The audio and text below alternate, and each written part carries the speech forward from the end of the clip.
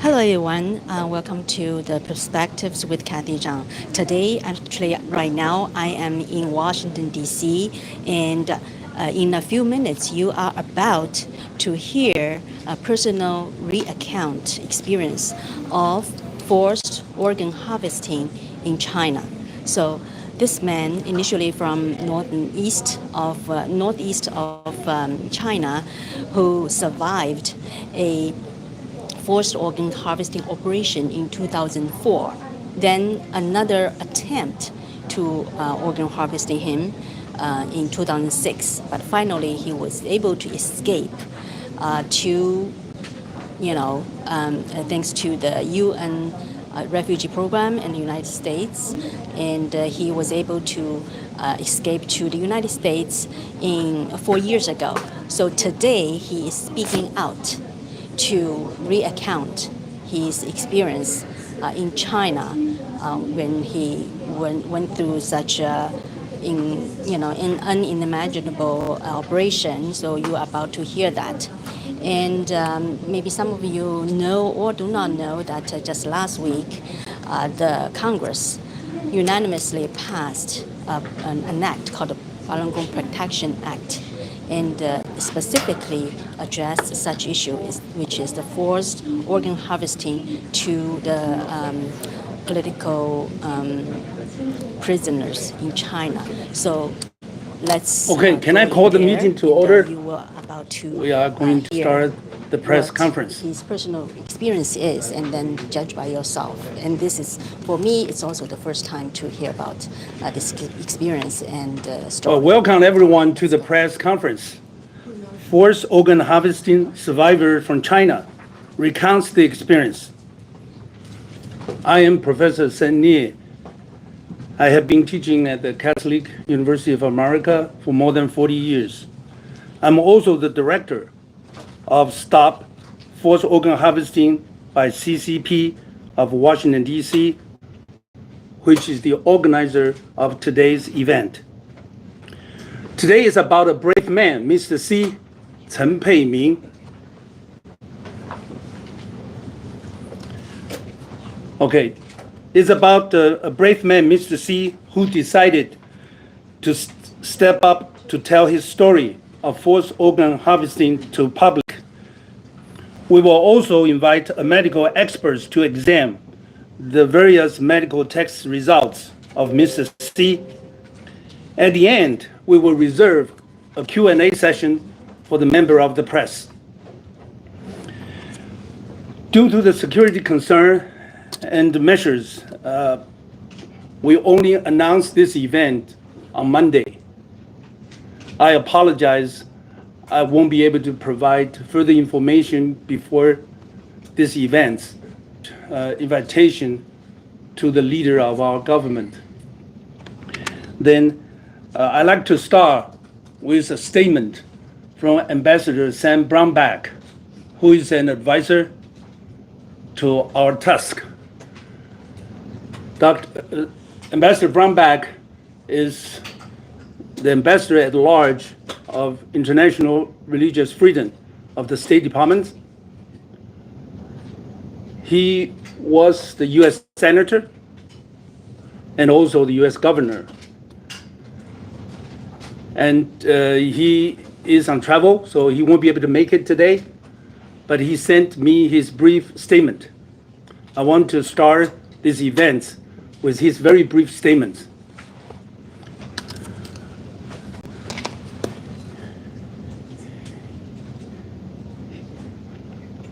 Yeah, he met with Mr. C last year. Statement from Ambassador Brownback. The practice of involuntary forced organ harvesting is absolutely barbaric and must stop. The Chinese Communist Party must be punished for such uncivilized acts. I commend the courage of Mr. C to come forward and speak out. Sam Brownback.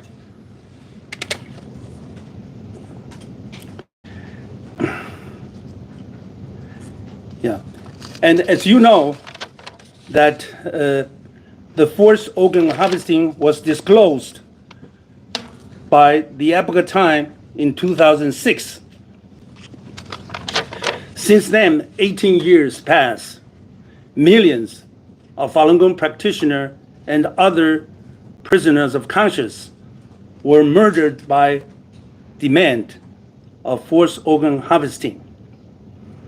About 4 years ago, in March 2020, the London-based China Tribunal, led by Sir Geoffrey Nice, had held 2 public hearings of more than 50 witnesses and released its final judgment and concluded forced organ harvesting has been committed for years throughout China on a significant scale, and that Falun Gong practitioners have been the main source of organ supply.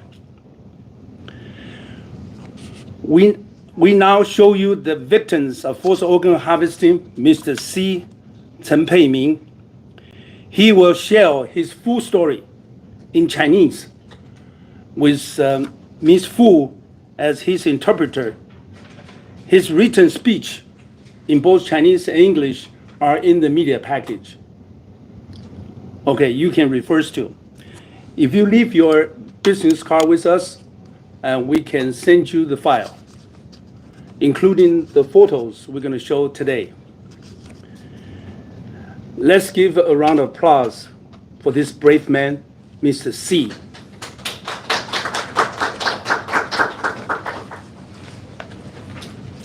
Let's hear about his story.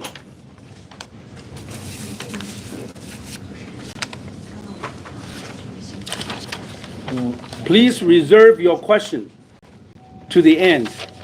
Okay, well, there will be a Q&A session. 开始。介绍我自己，我叫陈佩，大声一点，大声一点。我叫陈佩明，1965年8月29日出生于黑龙江省鸡西市，自1998年3月开始修炼法轮功，中共于1999年发动了镇压，我曾5次被中共抓捕迫害。2001年12月，我被非法判刑8年，期间我受尽了酷刑，包括活摘器官。My name is Pei Mingcheng, and I was born on August 29, 1965 in Jixi City, Heilongjiang Province. I began practicing Falun Gong in March 1998. The CCP launched the crackdown on Falun Gong in 1999. Since then, I have been arbitrarily arrested and persecuted by the CCP 5 times. In December 2001, I was sentenced to 8 years in prison in a show trial. Afterwards, I have endured more tortures, including my organs being forcibly removed. Yeah, Mr. C has been a steadfast, high-profile Falun Gong practitioner in early 2000s.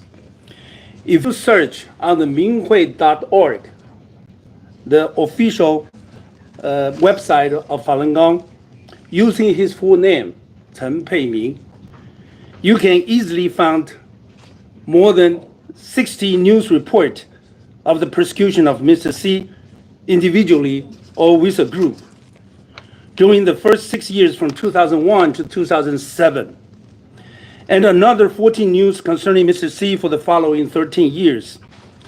His appeals, detentions, tortures suffered, and story have been well reported in minghui.org. 2004年4月16日，监狱强加对我酷刑迫害。晚8点钟，我神志清醒，也没有任何身体方面的不良情况。但是他们强行把我押送往大庆第4医院。警察通知我家人说我生命垂危，并手术死亡率80%。On November 16, 2004, the prison intensified its tortures against me.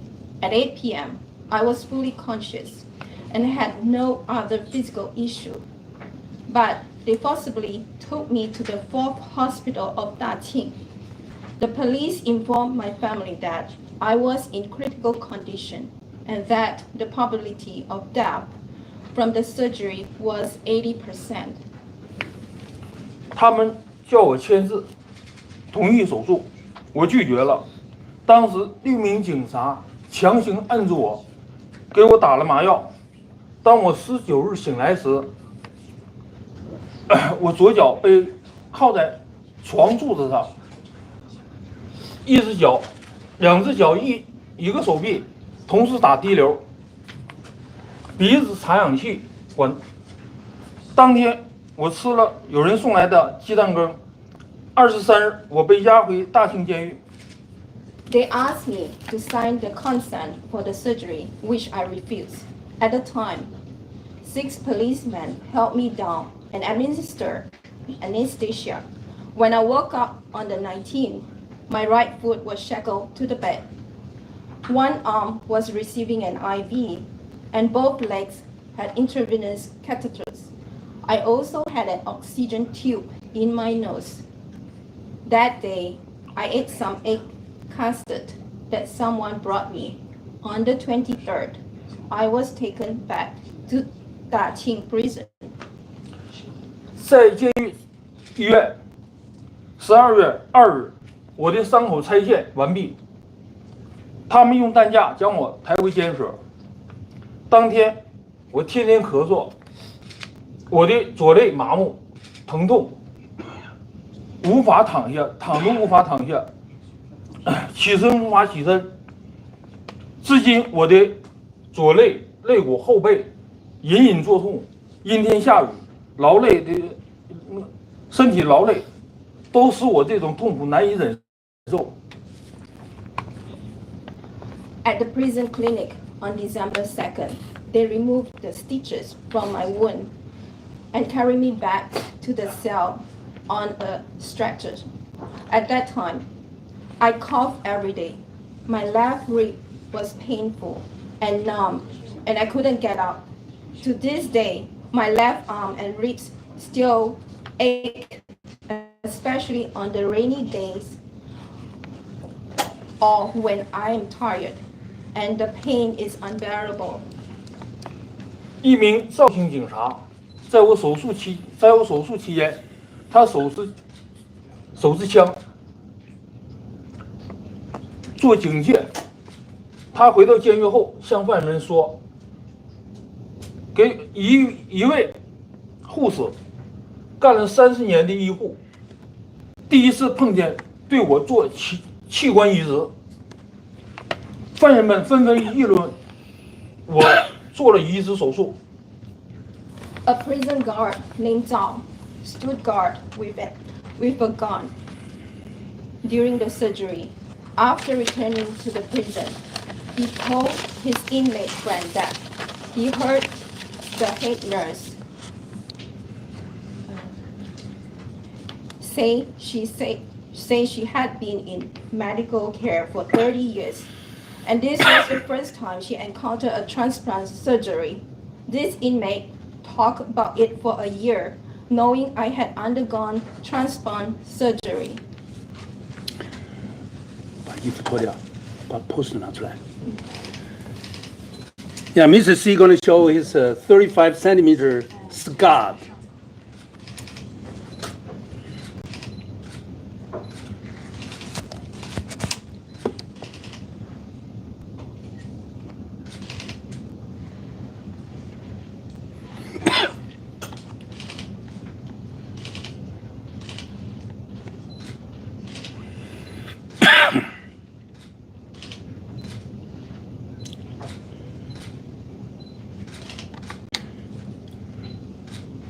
On November 19th, 2004, the day he regained consciousness after the surgery, the local Falun Gong practitioner of Daqing visited him in the hospital, and they took the pictures and reported to minghui.org.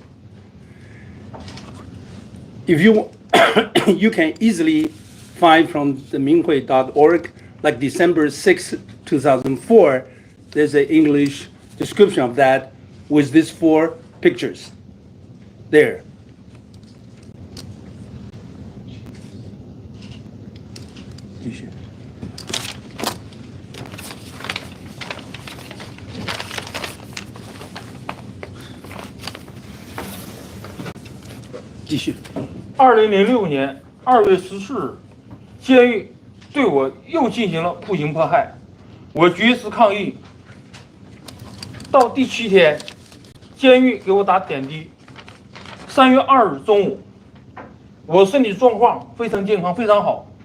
监狱又突然将我强行押往大庆市龙南医院，我被关押在5楼，用脚镣靠在床柱上。有2名警察监视我，这时来了一名医生，摸了摸我的肚子，说明天给我做手术治疗。On February 14, 2006, the prison started another round of torture against me. I protested with a hunger strike. From the 7th day, the prison administered IV drips. At noon on March 2nd, although my physical condition showed no abnormalities, the prison suddenly forced me to Daqing Longnan Hospital. I was detained on the 5th floor, shackled to the bedpost, and watched by 2 policemen. A doctor came, touched my abdomen, and said I would have surgery the next day. 3月2日下午，我妹妹来了，她说，狱警告诉她说我吞了刀片，手术死亡率80%。然后我妹妹流着眼泪离开了，我有一种不祥的预兆。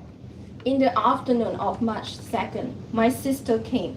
She said the police told her I had swallowed a blade and that the probability of death from the surgery was 80%. She left in tears. I had a bad feeling. 3月3日凌晨2时左右，一名狱警在睡觉，另一名狱警押送我出走廊上厕所。回到房间后，看押我的警察一头栽在床上，迷糊过去了。这时我趁机逃脱了他们的视线，我逃出了医院。At 2 a.m. on March 3rd, one police was asleep while the other watched me as I went to the bathroom across the hallway. Returning to the room, the guard watching me was exhausted and fell asleep before shackling me to the bed. I immediately escaped through the fire escape. 随后，当地公安发动了全城大搜捕，在法轮功学员们的帮助下，我逃离了黑龙江省。中共公安部下达了 B 级通缉令，悬赏5万元。Subsequently, the local public security launches a citywide manhunt. With the help of the Falun Gong practitioners, I escaped from Heilongjiang province. The Ministry of Public Security of the CCP issued a Class B wanted notice, offering a reward of 50,000 yuan. What I have in my hand is more than 10 warrants of arrest issued by various levels of Chinese government. The first one is from Ministry of Public Security, which is also in your media package. Okay, then there are provincial public security bureau like Heilongjiang, Xinjiang, Gansu, Liaoning, Hubei, Zhejiang, and many cities like Nantong, Dalian, Yiyang, Fuding, more than a dozen of warrant of arrest with reward of renminbi 50,000 yuan, which is equivalent to about 6,500 US dollars, a big sum of money for Chinese, to ask him to hunt him down, dead or alive. 3月9日，2006年3月9日，我在明慧网上看到活摘法轮功学员器官的消息后，我感觉到非常恐惧。一想到在医院的那段经历，我就浑身发抖。意味着什么？ On March 9th, I saw news on Minghui.org about the live organ harvesting of Falun Gong practitioners, which made me extremely fearful. When I thought of my experience in the hospital, I trembled all over. For 2 whole months, I dared not take off my clothes to sleep. I understood what the transplant done at Daqing Hospital in 2004 meant.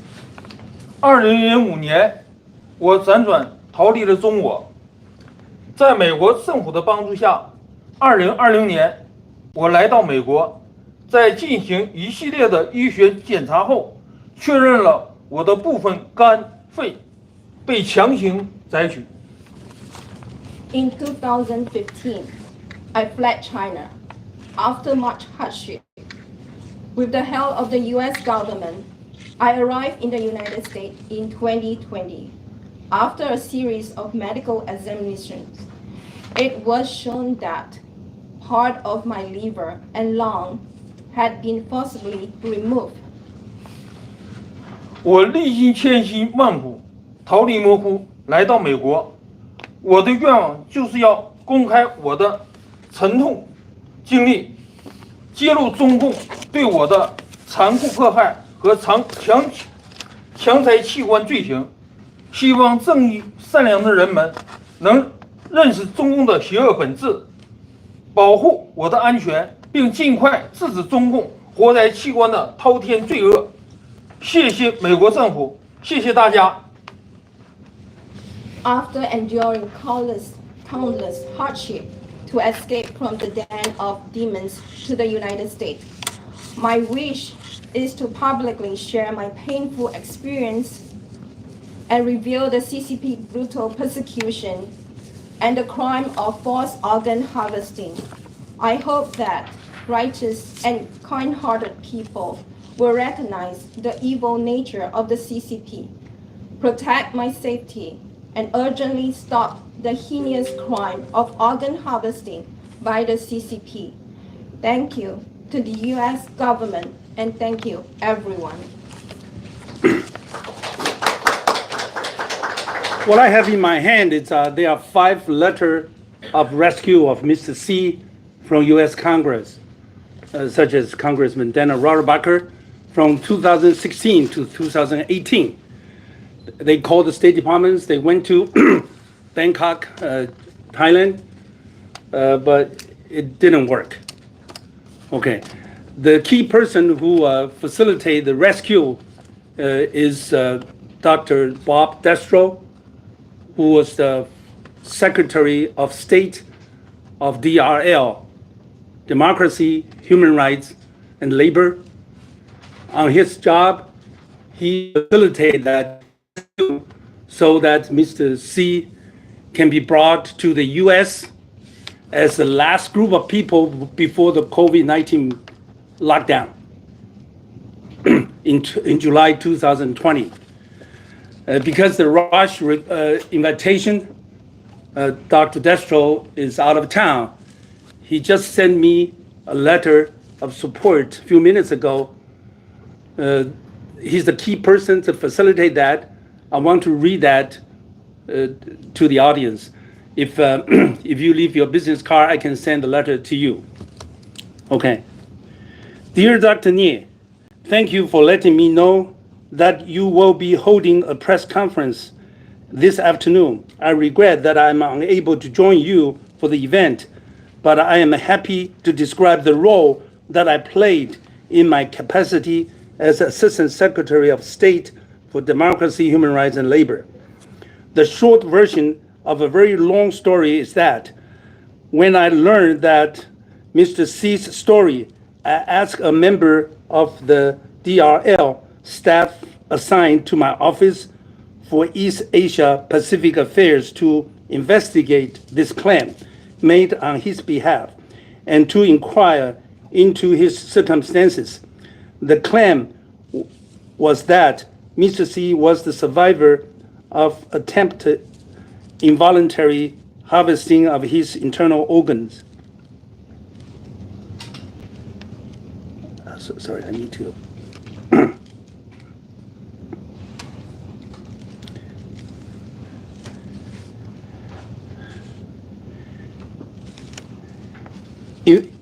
Informal investigation showed that he had escaped from China based on the information provided, including pictures.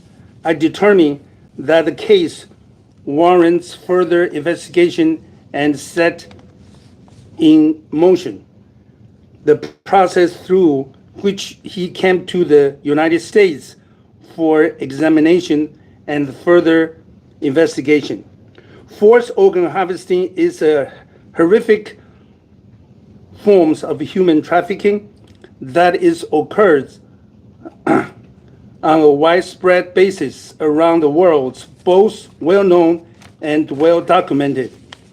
There is also ample documentation and that it occurs with state sponsorship and encouragement in the People's Republic of China. All persons of goodwill should condemn that practice. I certainly do. I'm sorry that I cannot join you this afternoon. Please let me know if I can be of further help. With best regards to Mr. Xi, signed Robert Destro, Assistant Secretary of State, DRL, 2019 to 2021. So Mr. Xi was brought to the state with the help of U.S. government and also U.S. Congress. To that, I want to formally thank our government and Congress to facilitate this important survivor of forced organ harvesting so that he can stand up today to tell the story. Thank you, U.S. government and Congress. Thank you, Mr. Xi.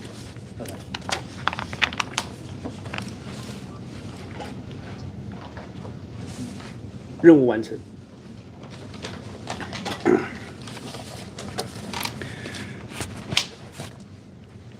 Let me give one more time a round of applause for the brave man, Mr. Xi.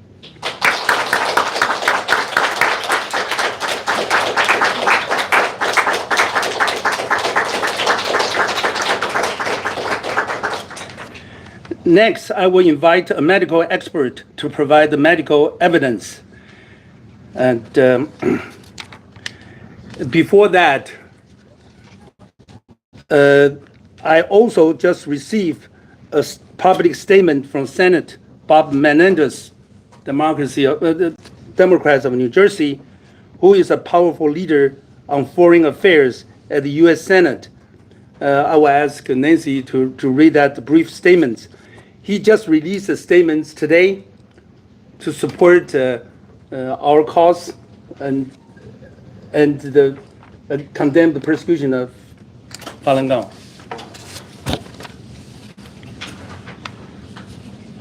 Senator Bob Menendez, Democratic from New Jersey, released the following statements on the government of the People's Republic of China campaign of oppression against practitioners of Falun Gong, a Chinese spiritual discipline based upon universal principles of truthfulness, compassion, and forbearance. For over 2 decades, the People's Republic of China has undertaken a ruthless and brutal crackdown against the followers of the Falun Gong spiritual movement. that continues to this day. Tens of thousands of Chinese citizens have been persecuted for their religious belief, imprisoned, tortured, subject to forced labor, and credible allegations of organ harvesting. I find it deplorable that the PRC only protects citizens' freedom of religions and spiritual practice if they submit to the authority of the Communist Party, and if they do not, as in the case of Falun Gong, orders an intensive and unforgiving campaign against them for refusing to recant their practice. Alongside the international community, I reaffirm my call on Beijing to respect the religion's beliefs and the practice of all its citizens, including China's Falun Gong practitioners. No one should have to face prison, torture, or worse, simply for how they choose to practice their religion. China should immediately release all Falun Gong practitioners it has wrongly detained and allow them to practice their faith with dignity and respect. Thank you, Nancy. His statement is in the media package I received earlier today. So then I will bring Dr. Charles Lee to come up. His written statements, speech, and is also included in the media package. Dr. Charles Lee, in brief, particularly in medical backgrounds, he completed 6 years of medical training to become a physician of the Sen Yixian University of Medical Sciences. He came to the U.S. for graduate study and earned a Master of Science in Physiology from University of Illinois of Urbana-Champaign in 1994. He then joined in 1995 Harvard Medical School to conduct research in MRI imaging of disease diagnosis, and subsequently passed the U.S. Medical Board exam in 1998. But after CCP started the crackdown of Falun Gong in 1999, Dr. Lee went to China a few times to counter CCP's lie and defamation of Falun Gong, resulting in his arrest in 2003. While imprisoned for 3 years, Dr. Lee endured tortures, but remained steadfast in his belief. Ever since his return to the U.S. in 2006, he actively advocated for human rights and exposed CCP's heinous crimes, including forced organ harvesting. Dr. Lee, please come to the podium to explain the details of various medical tests of Mrs. C and medical findings related to forced organ harvesting. Thank you.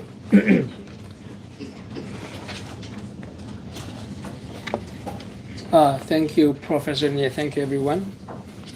Since Mr. Chen came to this country, he has taken 9 imaging tests, including 3 times of CT scans, 3 ultrasounds, 2 X-rays, one of them with the barium, and 1 MRI test. Upon analyzing these imaging test results, we have come to the conclusion that his left liver lobe has been removed surgically. And second, the removal of his left liver lobe can only be traced to the operation in November of 2004, because in his entire life, he has never taken any other surgery like this scale. And number 3, that the removal of his left liver fits in perfectly into one of the possible scenarios in which that the liver lobe can be used for a pediatric patients. And all these findings have also been endorsed by other doctors. We have a total like 9 doctors checking these results. And one of them is a pioneer in the living donor liver transplant technique, and he's the inventor of some of the techniques. and another one is a hepatobiliary express. So I want to just explain these medical findings. For the first picture over here is the CT scans from Mr. C. I don't know if you can see clearly.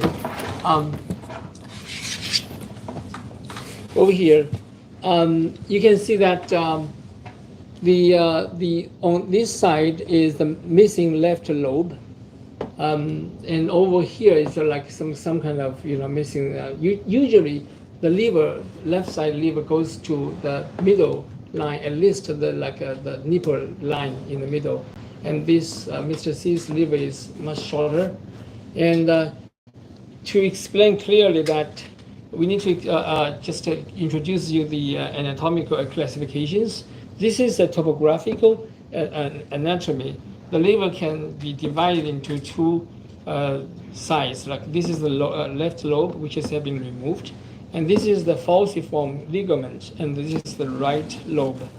And there are also two smaller lobes on the back, and which is a caudate and a quadrate lobes. And over here is another way to classify the liver, and this is called coinoid classifications, and which use the portal veins as a plan, as a horizontal plane, and they use the hepatic veins as the vertical division. So over here you can see the left hepatic vein, the middle hepatic vein, and the right hepatic vein. And the middle hepatic vein divides the entire liver into left and right liver. And over here, that the section 2 and 3 is also missing. And on this picture, you can see that the section 4 over here, section 2 and 3 actually make up the left liver lobe over here. So this one is section 4 is enlarged. And also we can see that clearly the right liver is also enlarged. Usually the lower tip of the liver goes to the 10th rib over here. This is the 10th rib. So it goes about 4 centimeters down. And then push the kidney. We have another picture which is not here. The kidney was pushed down. So this is the way how it was done. And another concept I need to introduce you is that the liver has a very specific characteristic of regeneration. Usually when part of the liver is removed, then the remaining parts of the liver will enlarge, which is the way that the remaining liver enlarged by itself into all different directions. So that's why you can see this small little tip from the section 4. So it goes, grow into the space left by the removal of section 2 and 3. So let's go to, this is the last picture. So we have also a 3D reconstruction of the CT scans, and this is the growth of the section 4 I just showed you. Then it looks like a lobe, as the tip, but you can see this irregularity of the surface over here on the top and over here on the bottom, and these are actually the scars left by the parenchymal cut, because when you cut the part of the liver, you have a flat surface, and usually after you cut it, then the scar tissue will form in a few days. But as I just mentioned, that the liver regenerates. Usually it takes 3 to 6 months for the liver to grow back to its original size, and to its just to take the full function back. So that's why if you form the scar tissue, and afterwards the regeneration will push the scar tissue away, and then you form this. If you piece these two pieces together, you can see that's like the shape, is exactly the same. It originally was a flat surface. So in summary, the medical findings is that number one, I think that's fine, you can put that down. Number one is that section 2 and section 3 are missing. Yeah, I mean, I showed you this already. And number 2 is that the right lobe and the section 4 enlarged. And number 4 is that number 3 is that the scar tissue confirms that the removal of the left lobe or section 2 or 3 is done by this surgical procedure. So I stop here. We can take some questions later on if you guys have any questions. And hold on a second. Yeah. Should I sit in here? Or? Okay. Yeah. Well, thank you, Charles. As an engineering professor, I learned a lot from him on the medical one. For the left loop of liver, the normal person is supposed to be 40% by volume. The right liver would be 55%. But once it's carved, this is the only organ can regenerate. That's the left liver regenerate to 27% only. So his right liver is 73% by volume now. Yeah. The left liver is, so both regenerated. And also the scar shows the cut. Then we have checked with quite a few medical doctors. So this is not only his opinion, and we have famous pioneer Western doctors confirm that if requested by U.S. government, and he can come up and testify. And we also have other doctors have the same conclusions of that. Thanks, Charles, for your explanations. Yeah, thank you.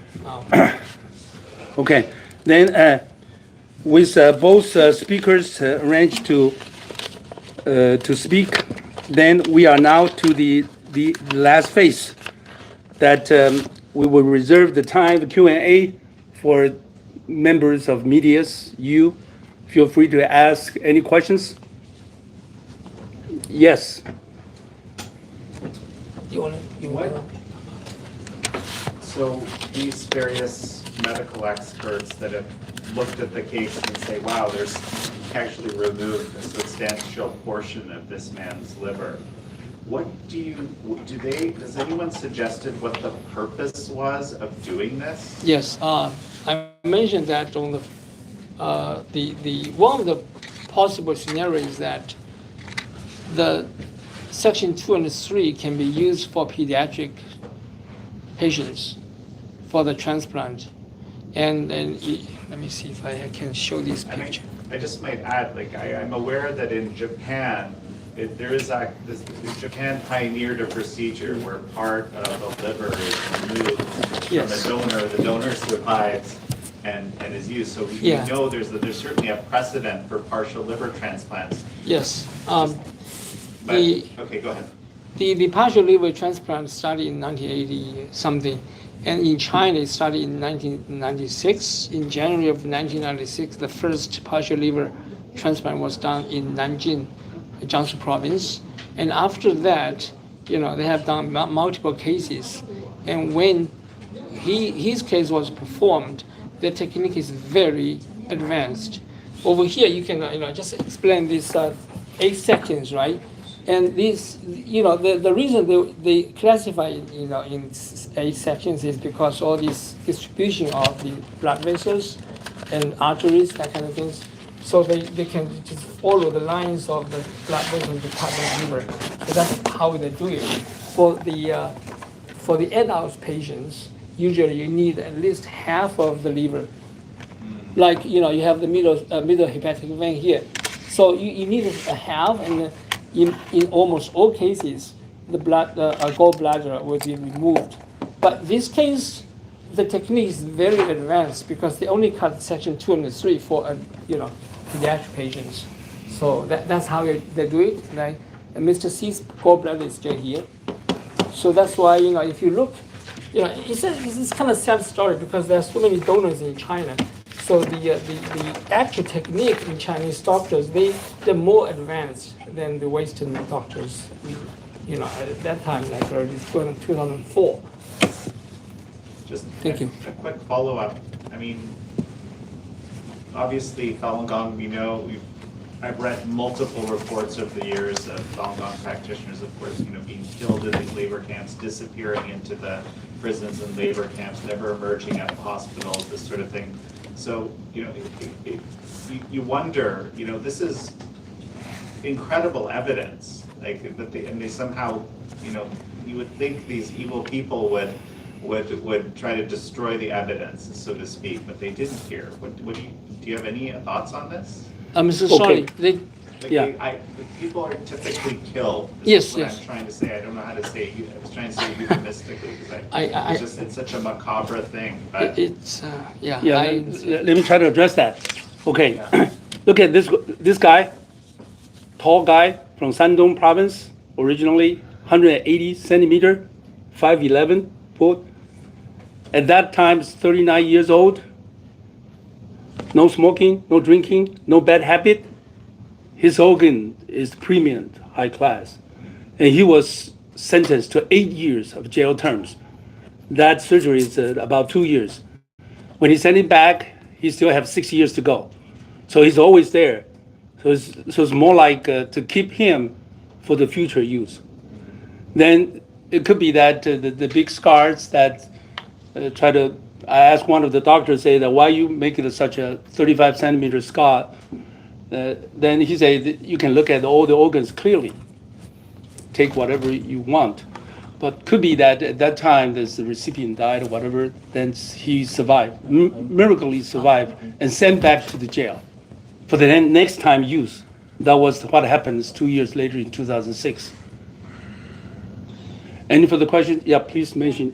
So my question is in the future, please mention who you are with what media. Yeah. Sorry, I know you, but Cathy's and with the perspective with the Cathy. Thanks. Okay, so my question for Mr. C is that you have been in the United States for 4 years now, if I'm not mistaken, and why today you speak out, you recount your experience, not earlier? 我用中文再问一遍，就是陈先生，您就是遭遇到了这样的事情，那你到美国已经4年了，那为什么就到今天你把这个事情说出来了？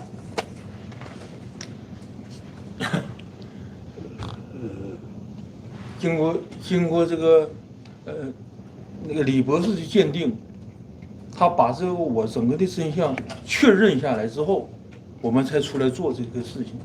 做这件事情非常不容易，非常难。我想这个事情就是说Can you translate what Mr. He was saying that Dr. Lee, myself, took some time to do all the medical exams and analyzing them. It's very difficult to do that, and also there's a lot of other issues involved in that whole entire process. So that's the translation for his words. And I want to add is that for us, for doing these things, we have to consider his security first. We don't want to let other people know what's going on, and he's like sort of, living the kind of low key for a long time. So I brought him to all different kinds of tests, and we consulted a lot of other doctors and things like that. And with the help of Professor Nier, he also find some doctors, to analyzing the results. And in the meantime, we contacting the U.S. governments for different things. So that's, it takes time. Yeah. If I may, let me add, once he come to the States, it is locked down, but COVID-19, everything locked down. Even the Congress locked down. You cannot, and we need time to go through various tests. You heard that there's 9 different imaging tests on his case, and analyze the results and try to confirm this. And we were waiting for the Congress to hold the hearings on this, and the Congress just back from COVID-19 and didn't do that the last 2 years. and we realized that it is the mission for us to do it ourselves. So we decided to stand up, do it as the courageous group of people. But we get a lot of support from Senate, from State Departments, from ambassadors of doing that. And today is primarily just lay down the facts and for you guys to think about whether he is a survivor or what is really happened. And for his story of 20 years, every part of that can be a good stories to extend it. And today we only do this part, but in the future, let me give you a phone number. If you have interest to follow on the interviews or the investigative reports, the number is 202-809-8156. Please call this number. We welcome your further investigation report on this case. And today probably is not a good time. He has been hiding in the past. He's going to shine away very quickly. Okay, today. But next time, after today, you know his name, everything is open up. Okay, then we will see. Are you concerned of his safety? 陈先生，你担心你的个人安全吗？没听懂为啥他问你是不是你担心你的个人安全？ ？OK， 我是担心个人的。OK。当然。 He says yes, of course. I think it's a normal situation for some of the doctors. They don't dare to come out because they are concerned about CCP's threats, and for Mr. C is sort of as well being threatened in many ways. So we trying to was kept low key for a long time. So for now we came out and everybody knows right now. So I think it's going to be a little better. Yeah, this is one of the reasons we held the press conference today. And he's being followed. He's being just harassed yeah. and almost assassinated a few times. And the long-armed infiltration from CCP is unbelievable. So it's too long. So he wants to live a better life under the sun, not hiding all the time. So after today, he's open. Okay, yes. But needs to still be cautious. Jack Bradley with NTD News. Sure. I just have two questions. So the first one's a follow-up on what you're saying. Can you talk a bit about the transnational repressions he's faced since coming to the U.S.? Can you talk, Mr. C, talk about that? The harassment you were mentioning and assassination attempts. Yeah, this is not the focus of today's events. We have a very thick reports on all the details of that. There are FBI agents involved, police station involved. This is not a very safe place in our country right now, you probably believe, but this is not the important part for today. But if you have interest, we can make an appointment and he can talk about that in details. And my second question is Mr. C the only known survivor of the Chinese regime's forced organ harvesting? Yeah, if you ask me, yes. With my integrity, I say yes, this is the only one survived, miraculously survived, okay, from the forced organ harvesting, and he is a Falun Gong practitioner. Okay, CCP cannot deny anymore about forced organ harvesting of Falun Gong practitioner in the future. He's living, he's walking around, he can testify anytime. The history is over of CCP's denial of killing Falun Gongs for organs.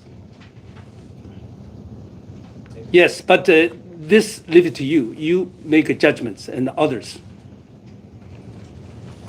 Yes. With the Chinese Epoch Times newspaper, and I have a question for Dr. Liu and Mr. Chen.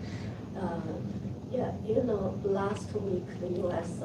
Representatives, U.S. House of Representatives unanimously passed the Falun Gong Protection Act. And what do you think the U.S. government and the Congress can do to help stop the forced organ harvesting in China? 陈先生，我想问一下，上周国会众议院刚刚通过了法公保护法案，那我想问一下，在您看来，美国政府现在的国会还能做些什么来帮助制止这个火灾行为？感谢善良的人们对遭受迫害活摘器官这些人的同情给予帮助。当我看到这个众议院通过这个法案的时候，我的心情真是很不是滋味。现在国内还有很多像我一样遭受这种迫害的。我今天站在这儿呢，不仅仅是为我发声，和我在一起那些同学们，现在死了20多个，他们迫害致死。或许我不知道他们什么情况，或许也有经我这种活摘，一个岁数都比我小，在38、9岁、40多岁，一都害死了。这里要是说明呢，我能说出很多名字，就在监狱迫害死的许继善、王大元，都是在看守所、监狱。吕猛新、王永强，就我说这些，李慧峰、王永忠、黎民、李红奎、许明生，我要是说出来，都因为都和我在一起，就是一起遭迫害的时候，这个环境在一起。我们曾经有个约定，说我们无论谁只要活着出去，一定要把那里的迫害的罪恶和这真相讲给世人。他要问你， Yeah. 美国政府还能继续做些什么？继续做，我希望我的心里，我真希望美国能帮助。现在帮助我们，我的难民还没通过呢，我绿卡还没通过，也不知道什么原因，这个真相都拿给他们了，到现在什么也不通过，就卡住了。我希望他们给我一个安全的支持，安全的保证，就是保护。OK。 Yeah, today is the beginning, the first step for the. I think we need to translate into English for Okay. his. You go ahead. Yeah, I just briefly translate that. After I have heard the passing of the Falun Gong Protection Act, I feel like happy, but also very concerned because there are also many other Falun Gong practitioners like me still suffering in China, and many of them being tortured to death, or maybe their organs being harvested. He mentioned maybe 8 or 9 names. And he hoped that the U.S. government can provide some protections to the, Falun Gong practitioners further for his own case, that his asylum, green card, that kind of things need to be granted. Thank you. Yeah. So today is the first step of the truthful clarification from his angle. Then there will be, as you can see, there are support from U.S. Senate, the State Departments and others. So we will go on that. We certainly applaud the Falun Gong Protection Act, passed a week ago, and this will follow on that. Will be either hearings or roundtable briefing on that. So basically, is that for forced organ harvesting, for people who believe in that, already believe in that. Okay, with or without his case, people believe in that. But for those people who don't believe or who hesitate, and those things are very important to tell that. One is whether Falun Gong has been killed for organs. His case proved that. Okay, no more denial in the future. And another is how large is the scale? It just killed a few thousands or hundreds of millions, which we believe. Then we have a lot of evidence on that. The third one, who did it?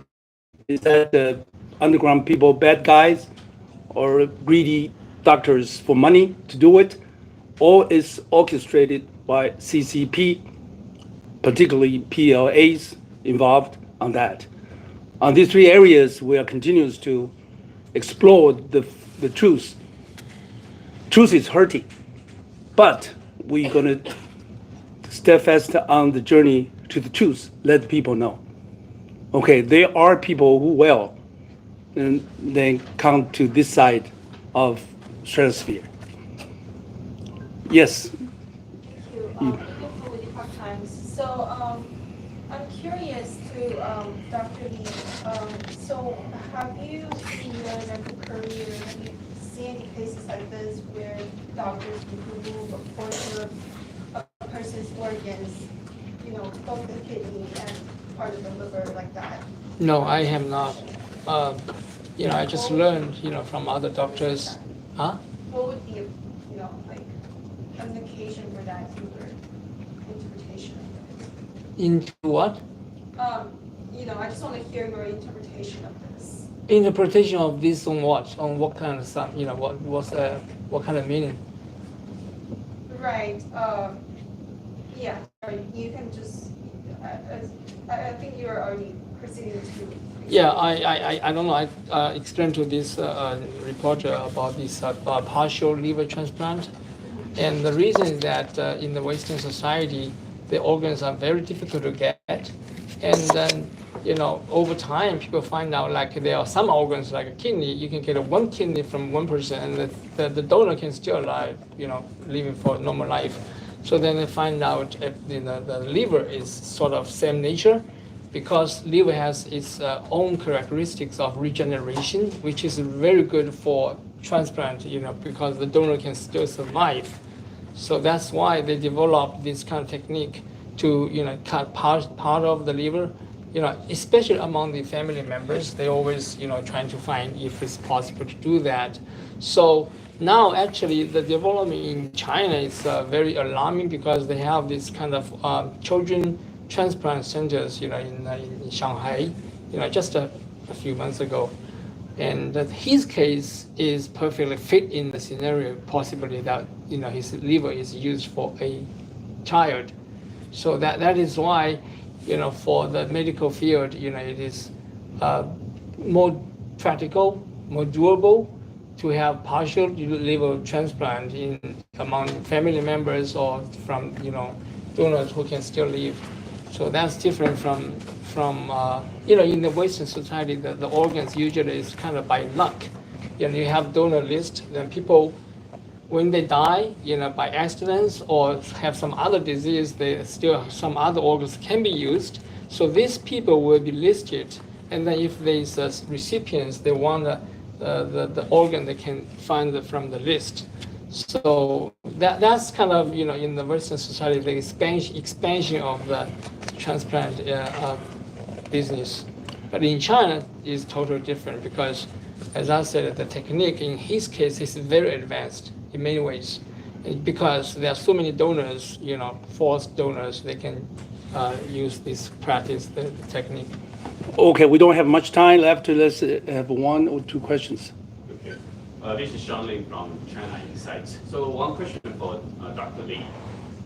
In your examination of the evidence, have you ruled out other pathological reasons that his liver need to be removed partially, like maybe hepatitis or other pathological reason that his liver need to be removed? Have you examined this kind of? You say physiological reason? Pathological reason, maybe deducing the reason actually. Oh yeah. I know what you mean, because for the purpose of his, for his case, and he does not have any liver disease, and there's no other reasons. And also, actually, as I mentioned in the previous section, that the irregularity of the liver, the regenerated liver on the left side, we have ruled out all the other possibilities like chronic hepatitis, fibrosis, or cancer, any other things. So the only conclusion from that is a scar from the cut of the parenchymal, cut. So that's how it is, and we don't see any need for him to undergo any surgery to sort of treat his own disease or save his lives or anything like that. The only purpose is to remove the organ for other things. Among them is the transplant for other patients. Okay. Second question for Mr. Chen. 陈医生想问你一下，您觉得您个人的这个经历是属于个例，还是一个政府性的行为，是一个系统性的行为呢，还是一个个例？没听懂，我这有点。他问你的这个问题啊，就是说，你认为你自己的这个事情是一个个例呢，还是说很普遍的发生？就说这个器官被强制摘除的这个事情。我现在只能回答你，我在我身上发生的故事，发生的真相。Good. Yeah. Yeah, he can only answer for his own case. This is yeah, the victims. Okay, we have the last question for this blue dot lady. Sorry. 好，我是美国之音的记者Cathy。请问程先生，就是这次十几年前的这场活摘器官的事情，对您的留下的最大的身心的创伤是什么？现在会不会影响您的身体的正常运作和正常的生活？您部分的肝和肺给切除了。以及您能不能向大家解释一下，为什么即使面临活摘器官这样恐怖的罪行，法轮功学员依然不放弃对法轮功的信仰，对于真善人的信仰？如果您有机会和当初参与这场手术活摘您器官的这些狱警、中共的官员或者医生面对面的交流的话，您想对他们说的传递的信息是什么？有这个回答。感谢你的提问，我要告诉你，那个我在那个大兴监狱，因为我一逃脱，他现在监狱已经解散了。他那个监狱在中国大陆，在中共体制下建的，监狱只能扩建，到处建这个什么洗脑班、集中营、监狱，他没有解散的，因为我逃脱，我个人认为是因为我的真相，他们怕带来他们的后果追究，所以说2018年大兴监狱彻底解散，你现在在网上搜都搜不着，查不着。OK. Yeah, he said because this just stand up to clarify the truth. His wife was forced to divorce with him. His only son was deprived from the education from the middle school. He completely his family broken, so he suffered a lot. Then the reason I work with him is he told me that his meaning of life is to speak up like today to the public of his stories so that more people know and less people will be victimized. Okay, the last questions, yeah. 你是否还记得当时给你做手术的这些医生的名字，或者是那些警官的名字？是否还记得？你是否知道他们现在在大庆？是否这些人还在？监狱解散了，这些人是否还在那边？我想说的是，解散了，我已经逃脱那个今天这么多年了，但是这个真相依然在这儿了。他们，我个人认为，他们解散了这个现在监狱完全什么东西，什么就是那些所有那些楼房，火车道，完了那个公路，还有那个厂房、监舍，所有东西原不动在那就是空着，但是呢人没了。因为18年解散，这今年2014年，就是人你根本查不着了。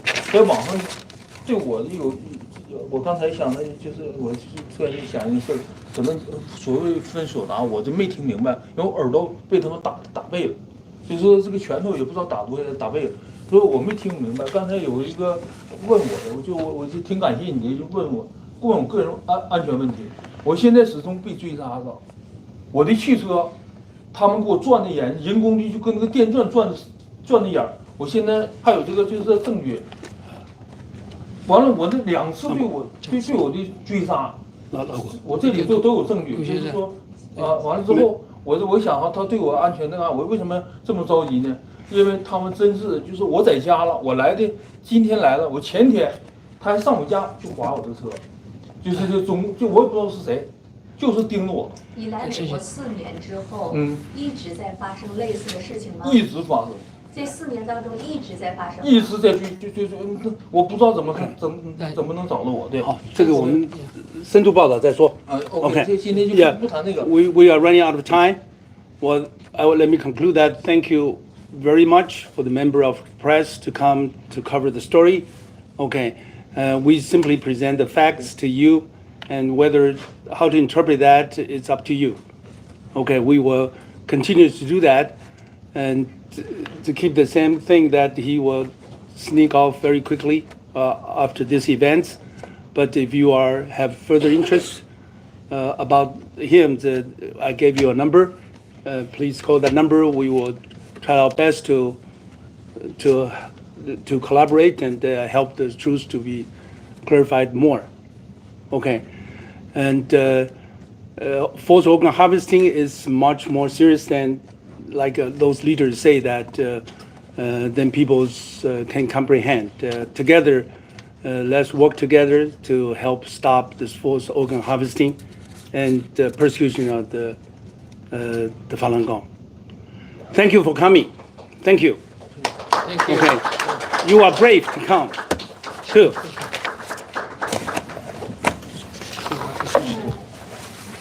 叶教授，你们做制止活摘器官已经很多年了，那这是否第一次有这样的活生生的人来证实这件事情的发生？对，第一次有人证在海外出现，是不是这样？对，真正的直接的证人，有很多证人都是边缘的。Okay, I think that concludes today's press conference. I don't know how you think after listening to this Mr. Chang's own personal account of what he experienced in China and still, constantly receiving harassment and threat in the United States. So let me know by leaving your comments. All right, thank you for watching. We'll see you next time.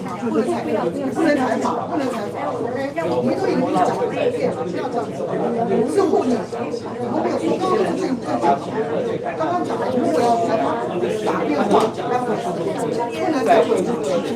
电话，